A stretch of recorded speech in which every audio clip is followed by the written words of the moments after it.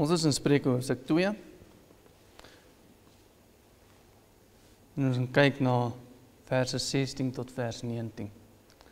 Spreuke hoofstuk 2 vers 16 tot 19. En dit sê dan die volgende: om jou te red van die vreemde vrou, van die ontuchtige wat met haar woorde vlei, wat die vriend van haar jeug verlaat en die verbond van haar God vergeet. Want haar huis sink weg na die dood en haar paaie na die skimme. Almal wat by haar ingaan, kom nie terug nie en bereik die paaie van die lewe nie. Net so ver in die skrif vandag. Kom ons sluit weer die oë. Here, ons dankie vir die woord en dat ons kan weet dat dit die waarheid is. En dat dit ook ons beskerm, Here.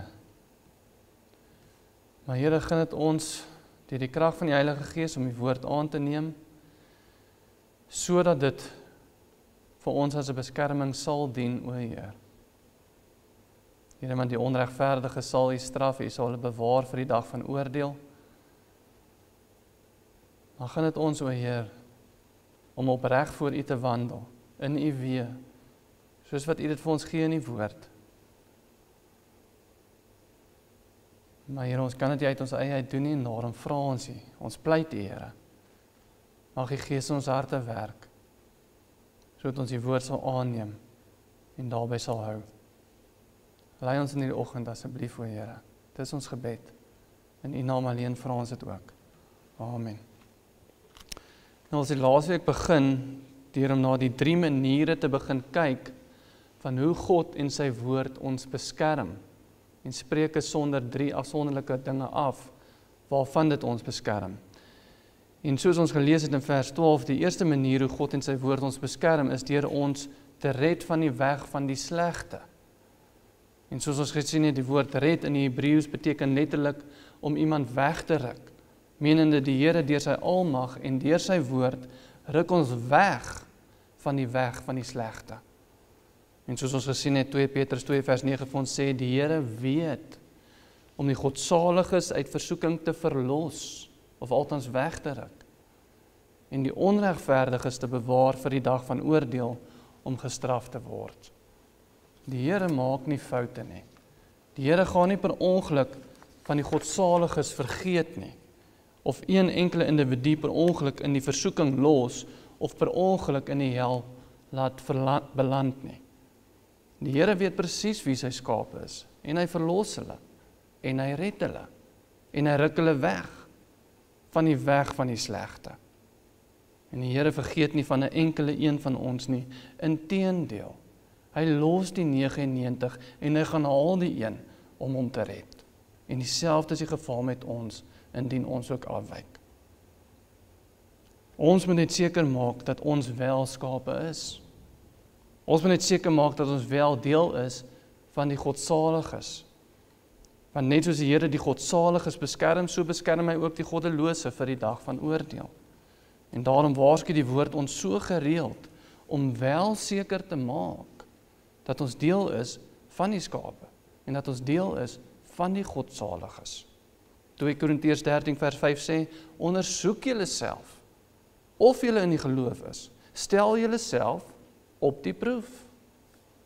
In 2 Petrus 1 vers 10 sê Petrus, daarom broeders moet julle des te meer beywer om julle roeping en verkiesing vas te maak. Of althans soos die King James het sê, om seker te maak van julle roeping en uitverkiesing in die Here. Want soos Christus ons ook leer in Matteus 7 vers 21 tot 23, nie elkeen wat vir my sê, Here, Here, sal ingaan in die koninkryk van die hemele nie, maar hy wat die wil doen van my Vader, wat in die hemele is. Baie sal in daardie dag vir my sê, Here, Here, het ons nie in U naam geprofeteer, en in U naam duiwels uitgedrywe, en in U naam baie kragtig gedoen nie. En dan sal ek aan hulle sê, ek het julle nooit geken nie. Gaan weg van my, julle wat die ongeregtigheid werk. Die Here weet hoe om die godsaliges te verlos. Hy weet hoe om hulle weg te ruk. Maar die godsaliges is nie diegene wat bloot net Here, Here sê nie. Die godsaliges is die wat 'n liefde het vir die Here, wat 'n liefde het vir die waarheid, wat 'n begeerte het na wysheid en 'n begeerte het om daarna te luister en ook om daarin te groei. Of soos vers 4 van ons hoofstuk gesê het, wat 'n honger het om daarna te soek, soos na silwer en dit na te speur, soos verborgde skatte, sodat jy die vrees van die Here kan verstaan en die kennis van God kan vind. Dit is die godsaliges, wat 'n begeerte het na daardie dinge. En daardie wysheid, wat niks anders is as God se woord nie, sal ons ook beskerm en wegruk. Eerstens, van die weg van die slegte, en van die mens wat valse dinge spreek, en van die wat die paaie van die opregtheid verlaat, om weer van die duisternis te bewandel. Maar ook tweedens, van die vreemde vrou. Soos ons lees in vers 16 waar staan, om jou te red, weg te ruk, van die vreemde vrou, van die ontugtige, wat met haar woorde vlei. Nou daar word meer in Spreuke gepraat oor die vreemde vrou, as oor die vrou wysheid. Want vanaf hoofstuk 5 tot 7 sal ons sien, dit handel juis oor die vreemde vrou. Soos hoofstuk 5 vers 3 tot 4 onder andere vir ons sê, want die lippe van die vreemde vrou drup heuningstroop, en haar verhemelte is gladder as olie, maar op die end is sy bitter soos wilde als, soos 'n swaard aan weerskante skerp. In die Bybel vind ons 'n magdom van kontraste wat getrek word. En dit is ook waar baie kerke hulle foute maak, naamlik, hulle is te bang om die kontraste te trek, wat die Bybel self trek. Hulle wil net praat oor die hemel, maar niks noem oor die hel nie.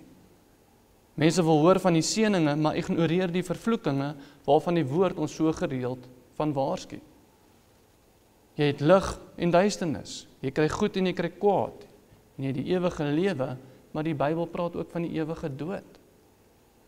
En ons redding is deur geloof alleen, maar daar is ook mense wat hulle self wil regverdig deur die werke van die wet. In kontras daarvan. En soos ons ook laasweek gesien het en vroeër genoem het, die godsaliges word bewaar van versoekinge, maar die goddelose word ook bewaar vir die dag van oordeel. En baie kerke wil net die een helfte van die kontras preek, en hulle doen ook, terwyl die Bybel gereeld die kontras trek op verskeie maniere, tussen 'n goddelike lewe en 'n goddelose lewe, sowel as die gepaardgaande implikasies van beide. En hier vind ons weer dat 'n kontras getrek word, naamlik ons bereidwilligheid en begeerte om na die vrou wysheid te luister, soos wysheid gepersonifiseer word hierso in Spreuke, en so beskerm daardie wysheid, of althans vrou wysheid ons, of ons loop die risiko om verlei te word deur die vreemde vrou. Ons het die vrou wysheid en ons het die vreemde vrou. En die een is veilig en die ander een is nie veilig nie. Die woord van wysheid leer ons, of althans God se woord leer ons, soos ons lees in Spreuke 5 vers 8, hou jou weg, ver van haar af, en kom nie naby die deur van haar huis nie. Soos ons voorheen gesê het, bewaar die woord, en kom nie naby haar deur nie, en die woord sal jou bewaar. Bewaar daar die woord, en die woord sal jou bewaar. 1 Korintiërs 6 vers 18 sê, vlug vir die hoerery. 2 Timoteus 2 vers 22 sê, maar vlug vir die begeerlikhede van die jonkheid, en jaag na geregtigheid, geloof, liefde, vrede, saam met die wat die Here uit 'n rein hart aanroep. Hebreërs 13 vers 4 sê, laat die huwelik in alle opsigte eerbaar wees, en die bed onbesmet, want God sal hoereerders en egbrekers oordeel. Ons sien weer die kontras. En die lys gaan aan en aan. En daar is geen tekort aan wysheid nie. Ons moet net die woord van die Here bewaar. En dit sal ons bewaar, insluitend van die vreemde vrou. Nou waar ons teks sê dat God se woord ons sal red van die vreemde vrou, van die ontugtige wat met haar woorde vlei, praat die bronteks nie net van woorde nie, maar gladde woorde. Die Hebreëus praat van gladde woorde. In Spreuke 7 vers 21 word dit reg vertaal, waar daar staan, sy het hom verlei deur haar baie mooi praatjies, deur die gladheid van haar lippe, het sy hom verlok. En dieselfde staan in ons teks ook. Die Here en sy woord sal ons dus red van die ontugtige met haar gladde woorde, haar mooi praatjies. En dit word gladde woorde genoem, juis omdat dit ons laat gly. In Spreuke 29 vers 5 word dieselfde uitdrukking gebruik waar staan, 'n man wat sy naaste vlei, of althans sy woorde glad maak, soos die bronteks sê, sprei 'n net uit voor sy voetstappe. Met ander woorde, daar is 'n net voor jou voete, en gladde woorde word gebruik, juis om jou met daardie net vas te vang, of om jou te laat gly. Dit is die doel van gladde woorde, is om jou te vang met 'n net, of om jou te laat gly. En die probleem is, mooi woorde, of althans gladde woorde soos dit in die teks staan, is effektief. Dit is effektief. Ons almal wil graag glo dat ons nie maklik manipuleerbaar is nie, maar die realiteit is, ons gee onsself te veel krediet. Ons word maklik gemanipuleer en ons neig om mense te volg en te vertrou, en daarom, wanneer daar gepraat word van gladde woorde, is dit al klaar byna te laat. Want soos ons vroeër gelees het, waar daar gladde woorde is die net al klaar gespan. Die net is daar, want die gladde woorde is daar. Dit is al klaar byna te laat. En die versoeking is al klaar daar om verlei te word, want jy het klaar die gladde woorde gehoor. Die gevaar is dus soveel groter nadat jy die gladde woorde gehoor het, as wat dit sou wees indien jy net nooit daardie gladde woorde gehoor het nie. Indien jy net nooit daar was waar daardie net gespan was nie. En daarom, wanneer dit kom by die woord van die Here en die wysheid wat ook daarin te vinde is, met ander woorde die einste wysheid wat ons ook beskerm, sê die woorde wat tot ons beskerming dien, nie hoe om die gladde woorde te hanteer nie, dis nie wat die Bybel ons leer nie, maar dat ons nie eers onsself daaraan moet blootstel nie. Romeine 16 vers 17 tot 18 sê, en ek vermaan julle broeders, hou hulle in die oog wat tweedrag en aanstoot veroorsaak teen die leer wat julle geleer het, en vermy hulle, want sulke mense dien nie ons Here Jesus Christus nie, maar hulle eie buik en hulle verlei deur hulle vriendelike en mooi woorde, die harte van die eenvoudiges. Paulus sê nie, wees geduldig met hulle nie, omdat hulle eintlik mooi praat nie, want miskien kan ons hulle dalk nog bekeer van hulle afvalligheid nie, want hulle is eintlik sulke aangename mense nie. Nee, hy sê, vermy hulle. Met ander woorde, moenie eers met hulle praat nie, maak nie saak hoe aangenaam of hoe vriendelik hulle woorde is nie. Vermy dit heeltemal, want dis juist daardie woorde wat jou gaan laat gly. Moenie jouself eers blootstel aan hulle gladde woorde nie, maar vermy hulle eerder, omdat hulle dit reg kry om deur mooi woorde mense te verlei, of deur hulle gladde woorde mense te laat gly. Hulle kry dit reg. En is omdat hulle dit reg kry, dat die mense dit net heeltemal moet vermy. En dieselfde is die geval met die vreemde vrou. Naamlik, moenie jouself eers in die situasie kry, waar sy die geleentheid het om haar gladde woorde te kan gebruik nie. Soos ons vroeër gelees het in Spreuke 5 vers 8, hou jou weg ver van haar af en kom nie naby die deur van haar huis nie. Weer, 1 Korintiërs 6 vers 18, vlug vir die hoerery. En weer eens 2 Timoteus 2 vers 22, maar vlug vir die begeerlikhede van die jonkheid. Moenie eers daarna luister nie, hardloop weg. Die Here beskerm ons en sy woord hou ons veilig van die vreemde vrou, maar net as ons daaraan gehoorsaam is en sy woord sê, bly weg. Inteendeel, die woord sê, vlug. Maar wat doen mans? Hulle sê, nee, sy is net 'n werkskollega. En sy is net besig om vriendelik te wees en ons praat net oor oppervlakkige dinge in ons landstyd. Maar jy is 'n absolute dwaas. Want die woord leer ons om te vlug en bly weg. Jy het nie vriendinne nie. Jy het nie vriendelike vroue werkskollegas wat met wie jy praat nie, of gedurende jou lunchuur net gou vinnig bietjie chat nie, en jy het nie enige vriendskaplike verhouding met enige vrou, maak nie saak hoe platonies dit is nie, buiten jou suster, of jou ma, of jou vrou nie.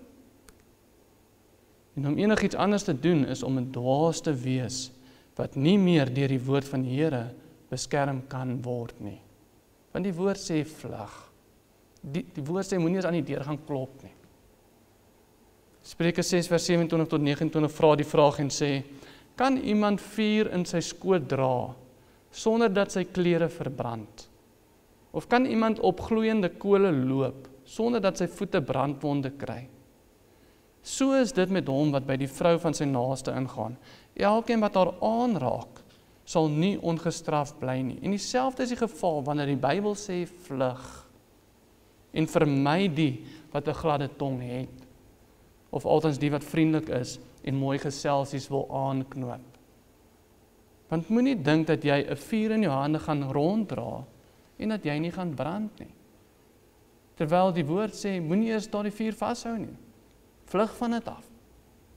En moenie dink die woord gaan jou een ding leer, maar dat jy nog steeds gaan veilig wees indien jy die teenoorgestelde doen nie.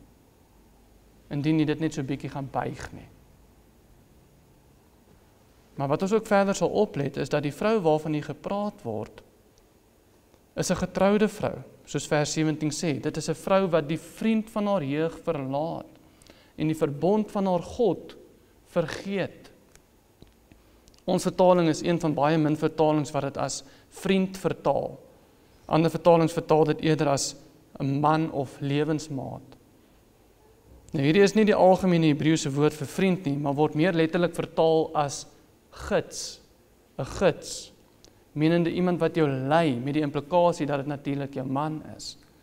Dieselfde woord word op ander plekke in die Bybel gebruik, nie as vriend nie, maar as stamhoof.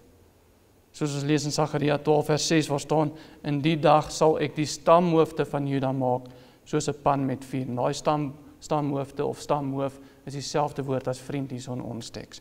Of Genesis 36 vers 15 waar staan, dit is die stamhoofde onder die seuns van Esau, die seuns van Elifas, die eersgeborene van Esau, was die stamhoof Teman, die stamhoof Omar, die stamhoof Sefo, die stamhoof Kenas. Daai stamhoofde is dieselfde woord as wat ons in ons teks kry. Dit is nie vriende nie.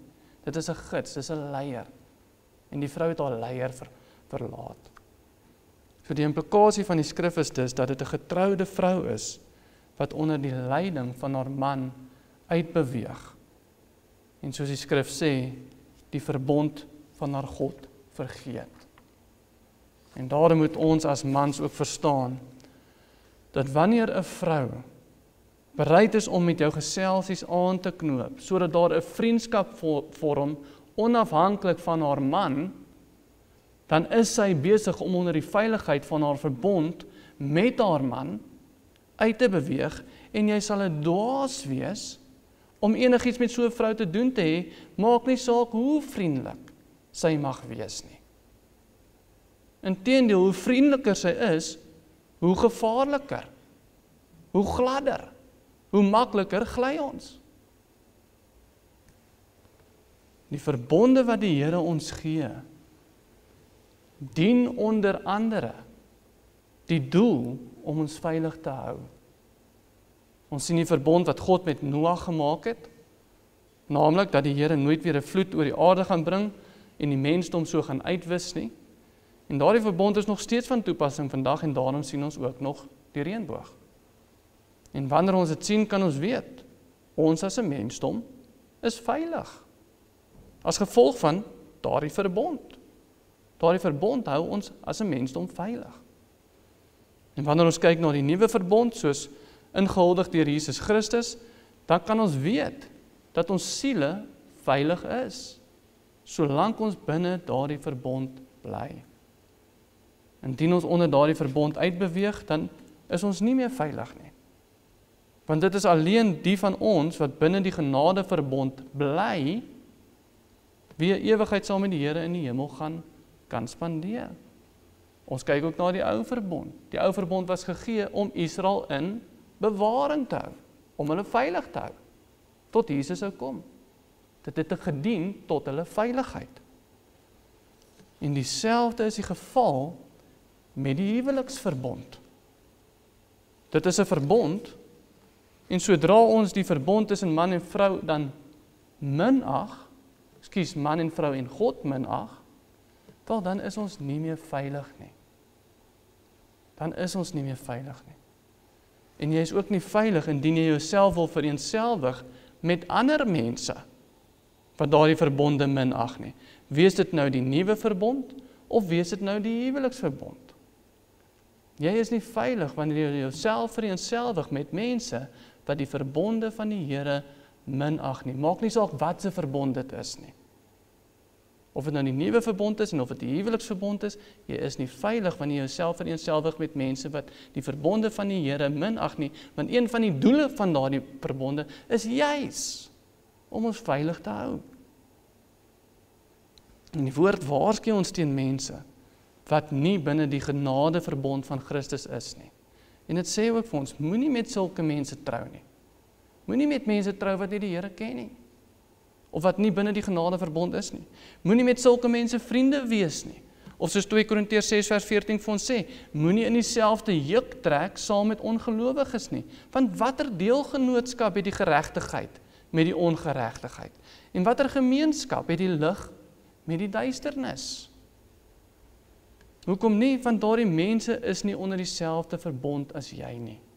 En is nie veilig nie. En jy loop die risiko om saam met hulle afvallig te raak. Jy loop die risiko om saam met hulle onveilig te wees. Bly eerder by die verbond en die perke wat dit vir ons stel, en ons word gewaarborg dat dit ons wel gaan veilig hou. En dieselfde is die geval met die huweliksverbond. Wanneer jy binne die huwelik bly, en jy word gelei deur jou man, en mans, julle het julle vrouens lief, en julle versorg hulle, en bedien hulle met die woord, en jy gee jouself vir haar, soos Christus homself vir die kerk gegee het, wel dan kan julle nie anders as om veilig te wees nie. Jy gaan veilig wees. En julle kan nie anders as om geseënd te wees nie.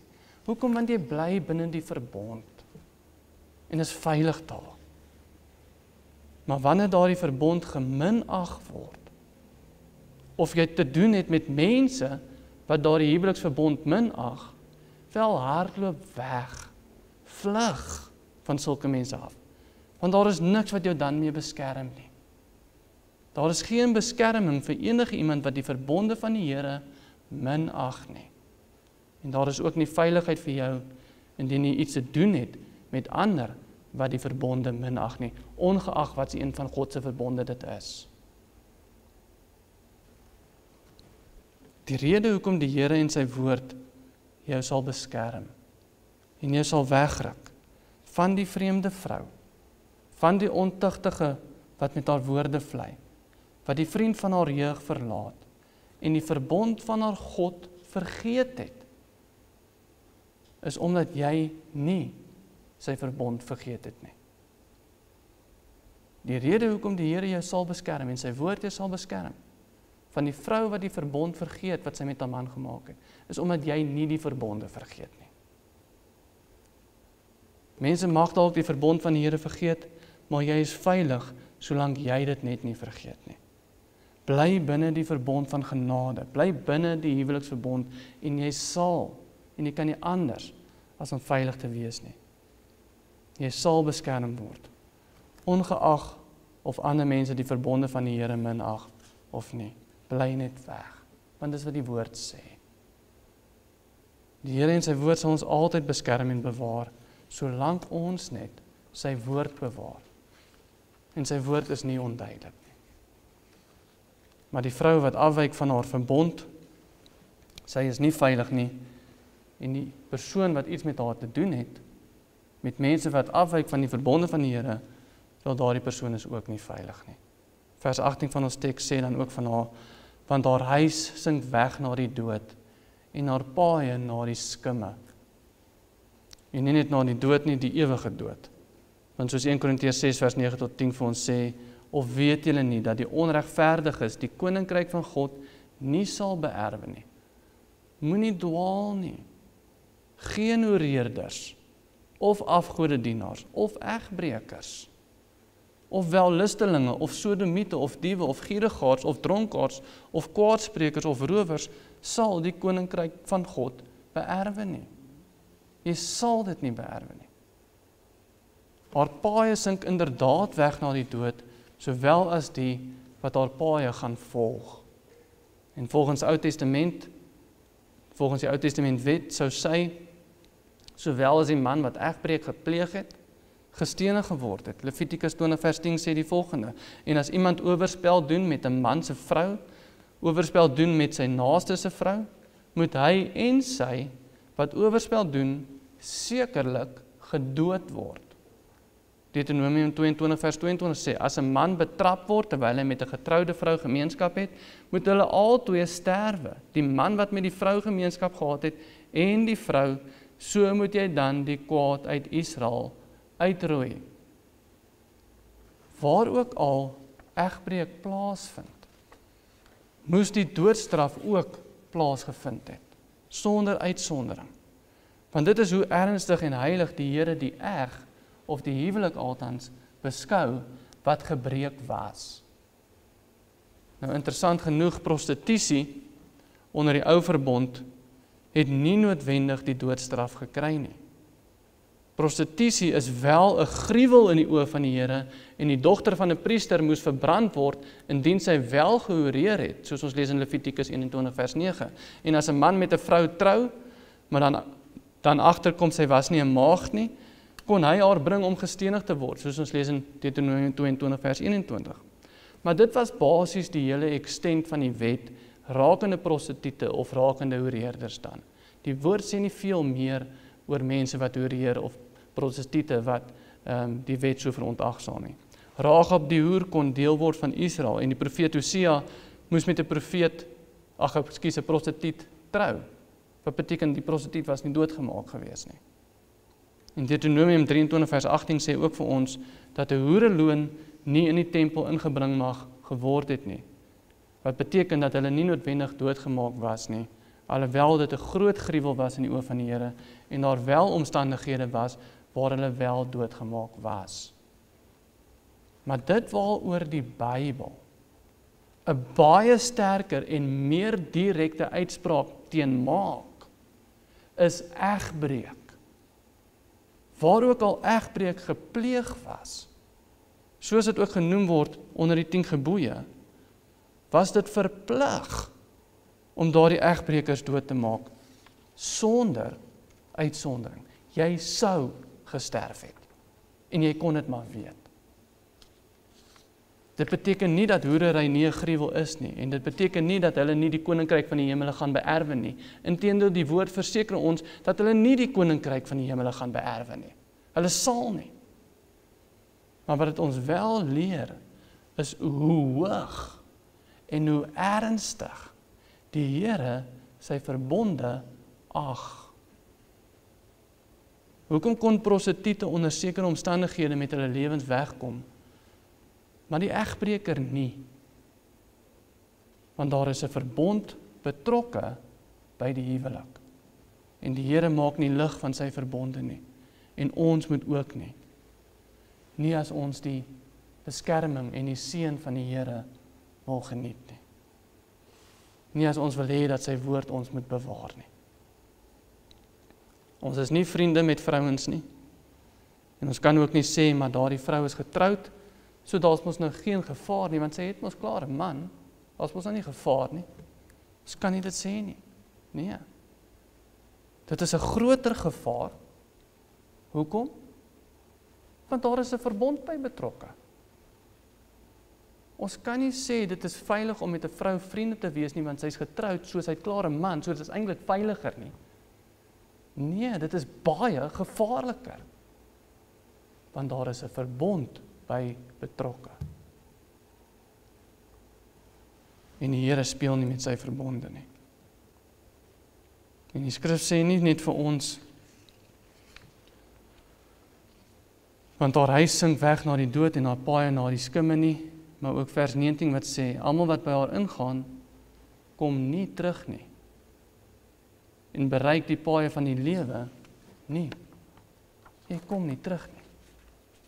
En hier is presies waarvan die Here en sy woord ons beskerm. Naamlik, dit beskerm ons van die punt waar daar geen meer terugkeer is nie. Sy woord beskerm ons van daardie punt waar ons nie meer kan terugkeer nie. Jy kom nie terug nie. So luister na die woord, sodat jy nie op daai punt kom waar jy nie meer kan terugkeer nie. Ons lees iets soortgelyk in Hebreërs 6 vers 4 tot 6 waar staan, want dit is onmoontlik om die wat eenmaal verlig geword het en die hemelse gawe gesmaak en die Heilige Gees deelagtig geword het en die goeie woord van God gesmaak het en die kragte van die toekomstige wêreld en afvallig geword het, om die weer tot bekering te vernuwe. Die skrif sê dit is onmoontlik om iemand wat tot bekering gekom het, dan afvallig geraak het, om daai persoon weer tot bekering te vernuwe.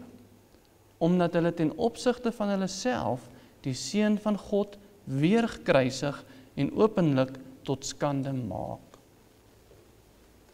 Nou hierdie skrif word op verskeie maniere geïnterpreteer. En sommige sê dat daar geen bekering kan wees indien iemand tot die kennis van Christus gekom het, maar dit later verwerp het nie. Anders sal weer sê, daar is wel sekere kondisies waar mense tot die geloof kan kom, dan raak hulle afvallig, en later kan hulle dan weer tot bekering kom, en daar is sekere kondisies waaronder hulle dit kan doen, of regkry. Maar ongeag wat hierdie skrif beteken, dit beteken ten minste die volgende, dat ons baie versigtig moet wees, om nie, nadat ons die woord van die Here ontvang het, dit te verontagsaam nie.